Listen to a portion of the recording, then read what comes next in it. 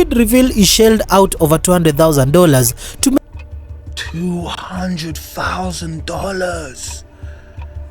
That is so Egyptian. That is so damn Egyptian.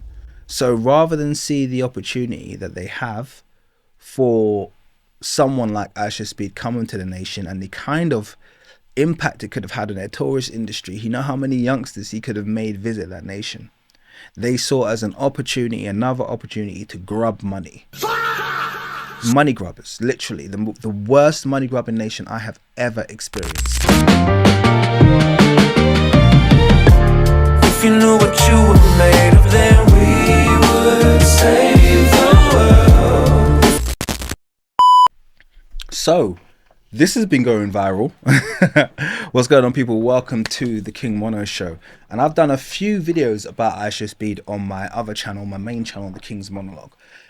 Not because he's a normal kind of like content that I would cover on that channel, but because he happens to be in Egypt, which is where I happen to have a lot of my historical knowledge and focus in that particular region of the earth, looking at the ancient Egyptian civilization, also known, I should say, Kemet or Tawi. So when iShowSpeed found himself during his Africa tour in the Egyptian leg, I've done a couple of live streams about the subject, I've done a couple of reactions, but I wanted to react to this video on this channel because I think it does a really good job at kind of summarizing where this all went, I'm going to say, wrong for the Egyptian nation and for the Egyptian government in terms of their efforts to control exactly what he was doing. So this video is called iShowSpeed Suffers Painfully on Camera After Worst Stream Ever in Africa. So yeah, let's check this out and see what all the controversy was about. The creator name is Commentator254, and he does a really good job actually at just providing us with commentary as we go along, as he should do with 500,000 subs. So much bigger channel than mine, but let's get into it, man. This is the most like slowest stream ever, bro. chaos hit a snag in the sands of Egypt. And you can see that's a lot of frustration, and this is a guy who, you know, is generally quiet, I would say patient in terms of what he does. iShowSpeed's historic pyramid stream turned into a frustrating slog of restrictions and boredom, a sharp detour from the high energy vibes of his Africa tour. Diving right in on January 15th, Darren Watkins Jr., better known as iShowSpeed, made history as the first streamer to broadcast live from inside the Great Pyramid of Giza. Cleared of tourists for exclusive access, he paraglided over the ancient wonders and delved into narrow passageways with an archaeologist guide, captivating millions. But beneath the milestone, So that guide that he's got there is the second in command to Zahi Hawass. And when I did my initial reaction to it, I kind of guessed that. He has all the same talking points. He talks exactly like him, sounds exactly like him, dresses exactly like him, thinking that he's some kind of modern day Indiana Jones, and does his best to appropriate the history of the ancient Egyptians and also to gatekeep it in the same way that Zahi Hawass does. So all the same energy being exhibited by this guy. Speed's frustration simmered live on air, labeling it his slowest stream ever and a far cry from the lively and restricted adventures in Kenya, Ethiopia, South Africa and beyond. So I think a lot of his frustration, as you guys are probably going to see, is linked to what I interpret as the Egyptian nation's or the state's attempt to control every aspect of his trip. As soon as they knew he was coming, they wanted to be in control. And this is very, very, very symptomatic of what has become the overreaching arm of control that's literally been exhibited by the antiquities department, who in many ways feel like they are now the kind of like the controllers of migration and visas and everything when it comes to the nation of Egypt, because they've become so linked to their antiquities, they're so linked to their tourist industry that they now have kind of like they have reach within all parts of the nation, and they like to control, you know, who has access to what, because they rely so heavily on the civilization of ancient Egypt for their income as a nation. It's made them very, very dependent on it, and also preserving this image that they, as the modern Egyptians, are exactly the same as the ancient Egyptians in total and utter, complete and utter denial of their known history, in which we have multiple well-documented invasions and settlings of foreign groups for at least the last 2,500 years. This is a unbroken chain of migrations, settlings, complete changes of culture, forced emigration, or people forced out of the nation, forced exile, all of those things. They're incredibly well documented, but unfortunately what we find is we have a modern population who have found that it's profitable to make or lay claim to the ancient civilization, and as such they do so with gusto. The core issue: overwhelming restrictions that stifled the fun. Speed reveal is shelled out over 200. That guy here is everywhere he went. You literally see him with no less, in this short stream, you see him with no less than 4 different tours peddling propaganda in his ear. Yes, we did this, and then after that we did that, and then we built this, and this is that. And it's like, you can see, dude, they just trying to hear your propaganda constantly. It becomes very frustrating to watch. $1,000 to make the Egypt leg happen, covering permits, security, and logistics dust that stifled I'm just going back to see how much he mentioned. He mentioned the dollar amount, how much it cost him. Fun. Speed reveal is shelled out over $200,000 to make $200,000. That is so Egyptian. That is so damn Egyptian. So rather than see the opportunity that they have for someone like iShowSpeed coming to the nation and the kind of impact it could have had on their tourist industry, you know how many youngsters he could have made visit that nation. They saw it as an opportunity, another opportunity to grub money. Money grubbers, literally the worst money grubbing nation I have ever experienced. This is exactly what they're like. So what they've done is they've said, oh yes, we'll let you go here, but then we'll have to close off this street and close off that street, and this permit will cost you this much, and that permit will cost you that much. And it just sounds like he just got robbed when he was there. I would have refused to go. It's not worth going.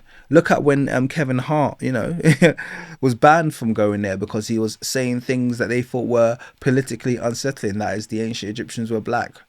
Like, they don't have a black population. But anyway, we're not going to go into that. But the point being that they would have had no problem closing the door to you. So why would you go there and pay the permits? I would have said, listen, I'm doing you a favor. So either you do what you need to do, or I won't come.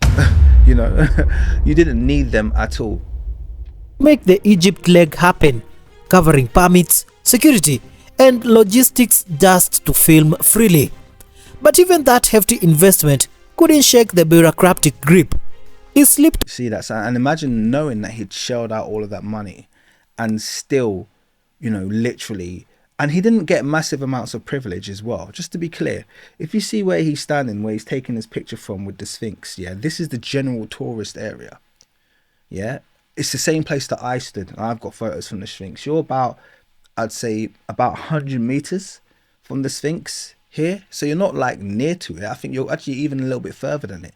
Now, archaeologists, they get access to between the paws of the Sphinx, or right underneath the Sphinx.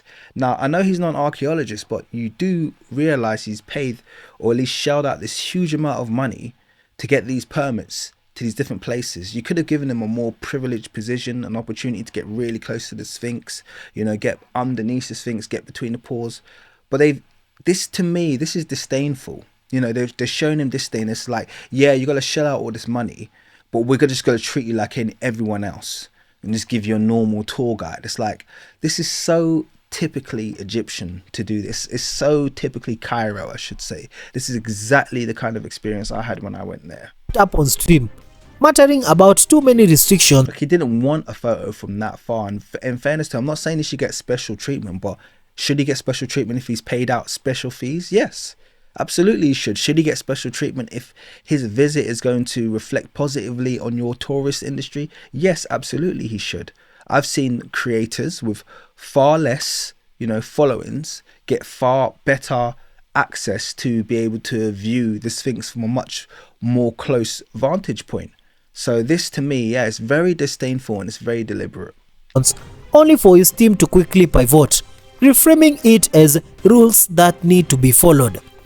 Viewers caught the tension, speculating he was being censored or limited in what he could show, especially after pouring in so much cash to spotlight the country. Yeah, this I was insulted. Imagine me, big nobody. I didn't obviously make it clear who in terms of my channel, because I had to keep that low key, because they probably would have restricted me if they knew that. But even I was frustrated at here, and I was like kind of like nudging one of the kind of archaeologist that I was with, because I was with quite a decent archaeologist, but unfortunately he left me when I went into view the Sphinx. I thought he was going to come in with me, because I would have just like slipped him and said, get me a bit closer, this is a crap vantage point. So it's not like this is a good one, this is just a general tourist vantage point, and it's disrespectful, I'm going to be totally honest with you. Speed didn't hold back on the drag. This is the slowest stream ever, bro. Why is everything or everyone overthinking? I'm about to get mad, bro. Making everything difficult. He vented about the assigned Egyptian security team overthinking every move. You hear that? So this is exactly what he's experiencing. I 100% get it, because a lot of people aren't really fully fathoming exactly what or why he was frustrated, and this is why he's frustrated, because they are desperate to control the narrative, but also, and I'm gonna say it here, you can call it what you want, you're gonna be like, oh, I'm telling you, it's their racism that didn't allow them to treat him with the dignity and respect that he deserved. It's kind of like, we are going to control you, we are going to let you here, but we like you, you can see the monuments. This is exactly what someone said to him. You can see the monuments, but you must treat us with respect. This is our ancestors. Like, this is kind of like the energy that you get from them. They really did not do themselves any favor with this. The most slowest stream ever, bro. Why is I'm about to get mad, bro, because we just everything, y'all making everything difficult. We making everything difficult. I think everybody's overthinking everything on the team right now. Everything is overthinking. Not our team. I know it's not our team, but we're over. Some people on our team is overthinking. Unlike Ethiopia. And hear that? That's kind of his nice way of saying, like, piss off and leave me alone, innit? Like, you guys are doing too much. That literally should be the motto of the Arab Republic of Egypt. Arab Republic of Egypt, doing too much when you visit. That's literally what it is. Ethiopia's free-flowing street vibes, where he broke up dogfights and vibed with locals, or Kenya's emotional subscriber milestone and joyful crowds, Egypt felt scripted and rushed, with government-issued permits required for nearly every shot or step. The boredom... And that's the reason why you need permits, I think, is because they've cut up well, at least Cairo. I can't speak for everywhere, but they've cut up Cairo so that you need... Even when you... So imagine, when you go to Saqqara, they've sectioned off the entire city and put toll kind of roads. So when you drive into Saqqara, which is where the pyramids are and the kind of like that whole Giza plateau, that entire area, which we're talking about like loads and loads and loads of square miles, has been sectioned off with toll roads everywhere. So you can't even enter the area without paying a fee, paying a toll, without a ticket, basically. So they've managed to monetize just every square foot of everything. They make sure that you don't...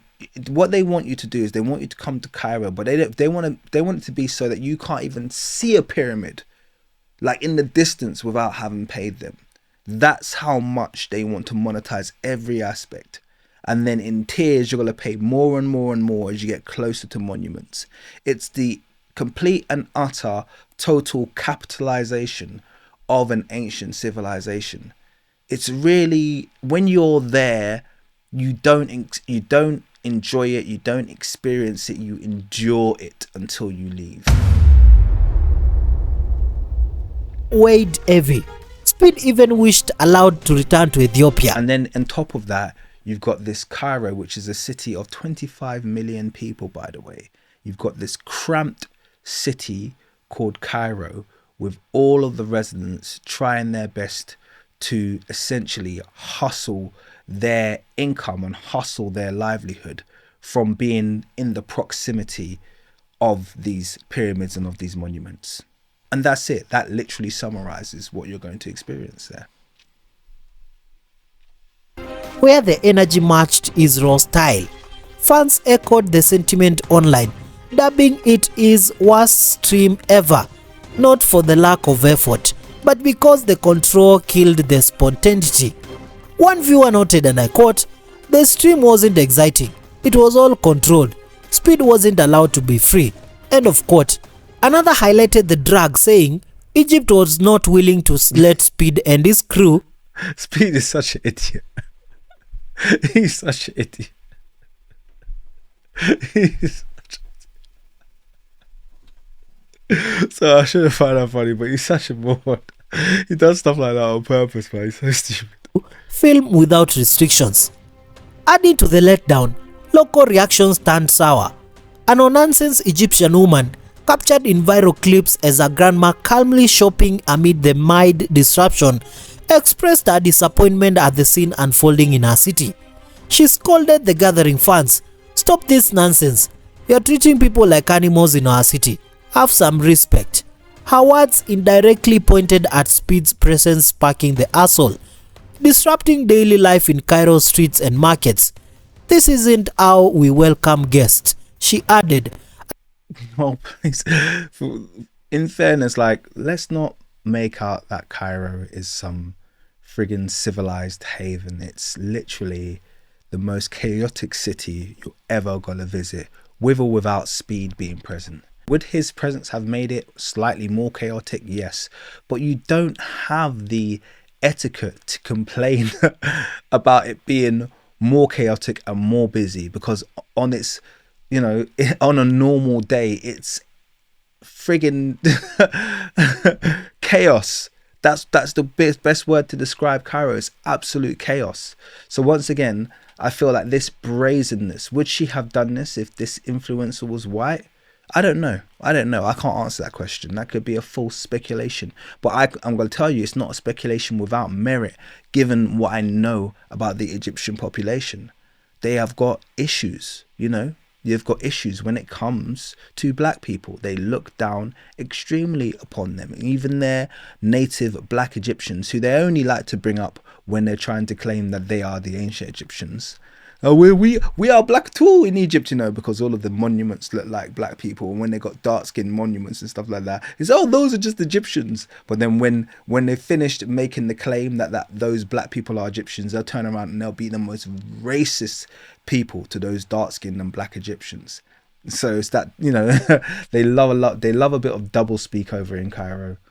Underscoring how the stream's hype inconvenienced residents, leaving her frustrated with the unnecessary congestion and pushiness, even if it wasn't full-blown chaos. Okay, why is it right?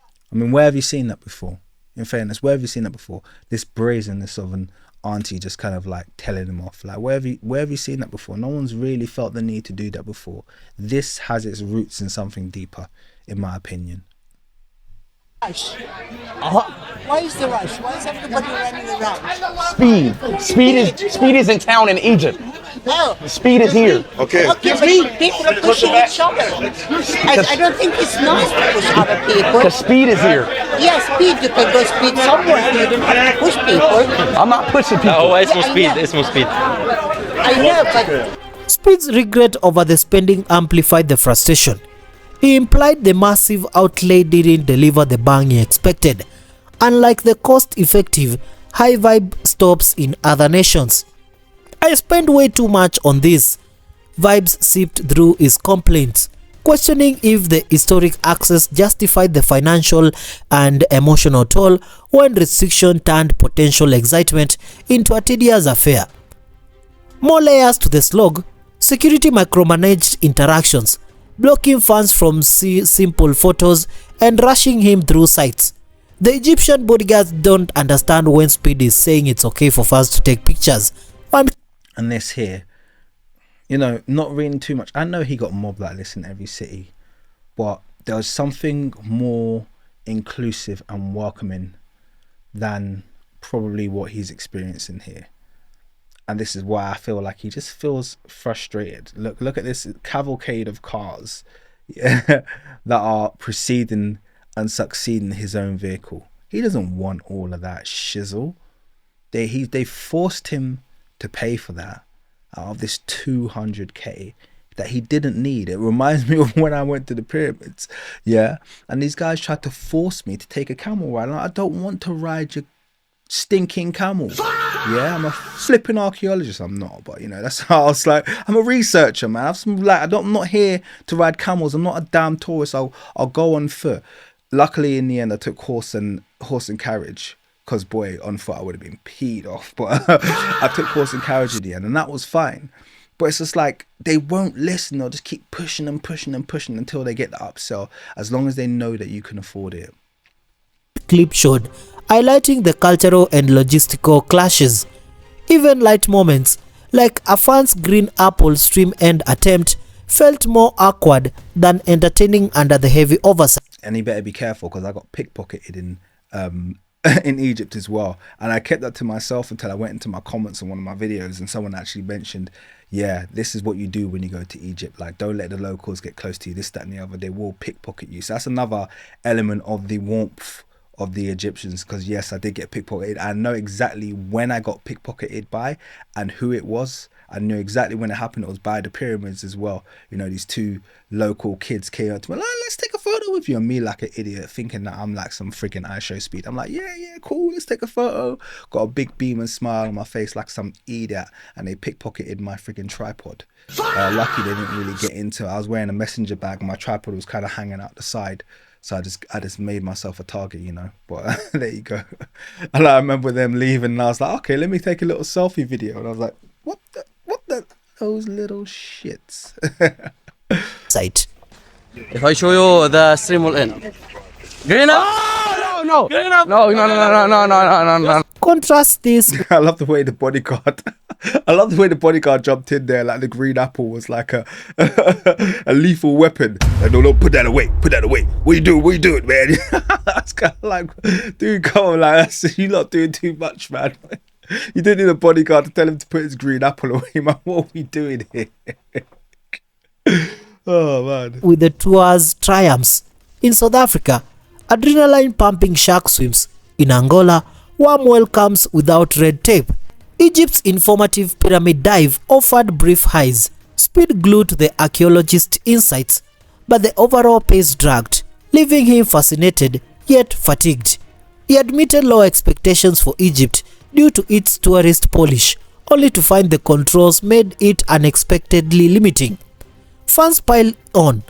iShowSpeed stream in Africa has been officially labeled by fans as his worst stream ever because of how boring, even though it's an African country. Because, and I'm going to be really brutal here, Egyptians ruin everything. Yeah.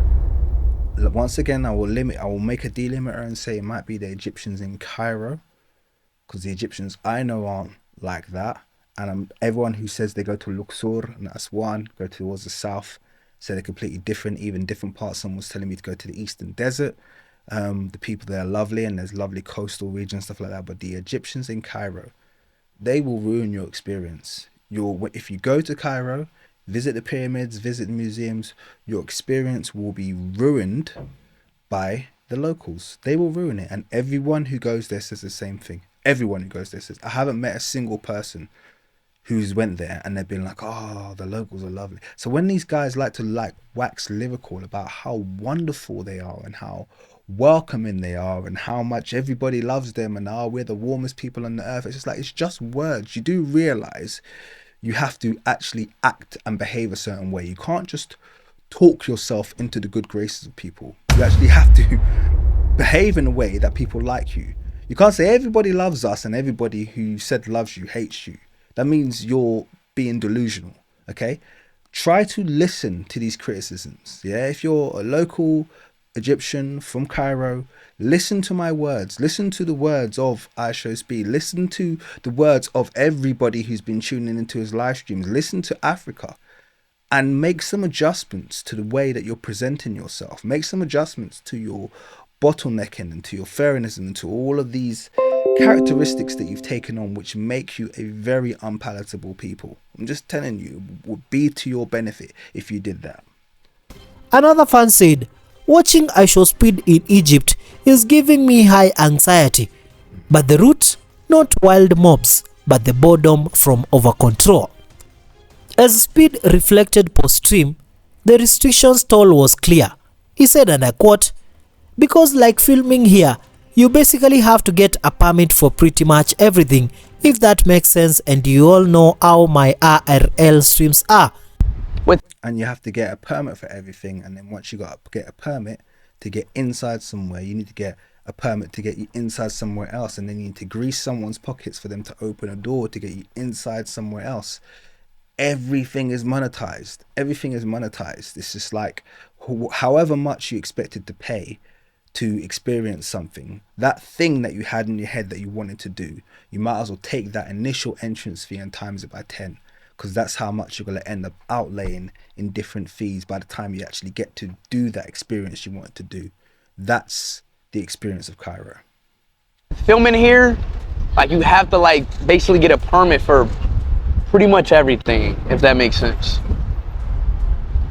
And imagine just getting permit to film the nation, you know, just to have your cameras out. Oh, you will need permit for that. That's so freaking Egyptian. It's so money grubbing. But this is the thing, like I said, when your entire industry is commodifying an ancient civilization that has got nothing to do with you, in which everything has already been built, all you're doing is putting them on display.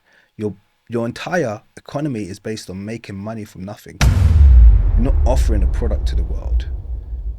World heritage is exactly that. It's world heritage. People shouldn't really have to pay anything for it. It's world heritage. It's world history. Okay, no one's like putting Black Egypt argument aside and all of that, which we know to be true, but putting that all aside, world heritage is world heritage. No one should be paying to look at ancient monuments, to experience ancient monuments. Okay, our argument about who made them, that's an aside, but you've commodified and built your entire nation's economy around an ancient civilization that your ancestors settled in. You know, that lets you understand why they have permits to do everything. I know how my IRL streams are, so bro, chat, I did what I had to do, bro, and I worked what I had to work with, bro. It's a lot of restrictions here. I don't think y'all realize that. Trust me. And that is raw frustration, and I appreciate the honesty of that. Huh? He powered through, but the edge frustration spoke volumes. Egypt's ancient allure clashed with modern streaming freedom. Yet, glimpses of potential shone. Kacharo to Naura dances, pyramid facts that left him in awe, but the imposed... And I appreciate those cultural dances and everything, but they have nothing to do with ancient Egypt, to be clear, okay? This muddying of modern Arab or modern kind of like North African culture with ancient Egyptian culture is no. Ancient Egyptian culture is African. It is essentially tribal, and it can be found in many modern African societies. Many modern African cultures and ethnic groups still conduct themselves in all of the cultures that we see reflected on the tomb walls in ancient Kemet. They're all reflected, from the hairstyles to the perfumes used, to the use of red ochre on the skin, to the barefoot wearing nothing but a loincloth in the middle of the sun, to the usek neck collars, to, I mean, everything that you see on the ancient Egyptian walls is still currently practiced. Even the language itself is still spoken as you travel up the Nile. When I say up, I mean south, you know, towards Central Africa. You will see that many of the people still speak what is a derivation of the hieroglyphic language. Okay, so it's an African culture. Modern Egyptian culture, yes, it's lovely. Okay, it's a lovely kind of like Greco-Roman, Arab, Mamluk, Turkic kind of fusion blend of different societies, and probably a little smidgen somewhere in the ether of ancient Egypt, but it's not a reflection. It's not a reflection of what was the ancient Egyptian culture. Okay, just to be clear on that. Extremists turned it into a marathon of mishaps, from near roof falls to security standoffs. Wrapping the Egypt anew, a historic feat bogged down by boredom, big spending regrets, and local disappointment. It's wild, nearly falling through the roof, man. Yeah, so I've actually got it in another video that area that he's in is called randomness, because all of those buildings were put up randomly and don't really have any planning permission, which is pretty much symptomatic of any developing nation. So I'm not throwing any condemnation their way, but he nearly fell through that roof, which obviously was just the cherry on the cake for what was a horrendous trip anyway. You know, it was a horrendous trip anyway. So there's nothing anyone could have done. He shouldn't be climbing on roofs, and certainly those people that he were walking around with, you know, he had walking around with him, should have warned him about the danger of where he was and what he was doing, which they didn't. So once again, it goes back to, what am I paying you guys this massive amount for your security and your permits and your this, that, and the other? You can't even keep me safe. I nearly fell through a bloody roof there, you know. Speed's candid events pointed a stark contrast to Africa's freer welcomes elsewhere, leaving viewers pondering if the Pharaoh's rules can ever match his speed. In the end, Speed's Egypt... And I don't like the fact that this commentator just called them the pharaohs. They're not the pharaohs, to be clear. Respectfully, they don't even look like the pharaohs, so, you know. Detour reminds us, even global fame bows to local red tape, turning drill into tedium. Thank you so much for watching. Subscribe to my channel. My name is the commentator. Mjukuu wake Papa Francis, munanitafuta Harmony Party. Bye bye. And I think one of the big frustrations that they have is the fact that, you know, Speed himself has quite a pharaonic face. You know, as much as, you know, obviously we see the extremes of it in wide angle. If you look at it and you observe it, he's got a typical face that you find on kind of like sculptures in ancient Egypt. So this is one of the, it's just, once again, it's that living memory when they see black people amongst the ancient Egyptian monuments. It stirs up something primal in them where they become very, very aggressive, overt, and needlessly protective, because they know this is why their main bother is the Afrocentric argument. They're not bothered with any other sect of society other than the Afrocentric one, because they know they're in proximity to the truth. But anyway, I'm going to leave it at that. I very much enjoyed reacting to this commentary by Commentator 254. Feel free to check out the channel, and thank you for joining me on the King Mono Show. Catch you in the next one. Peace.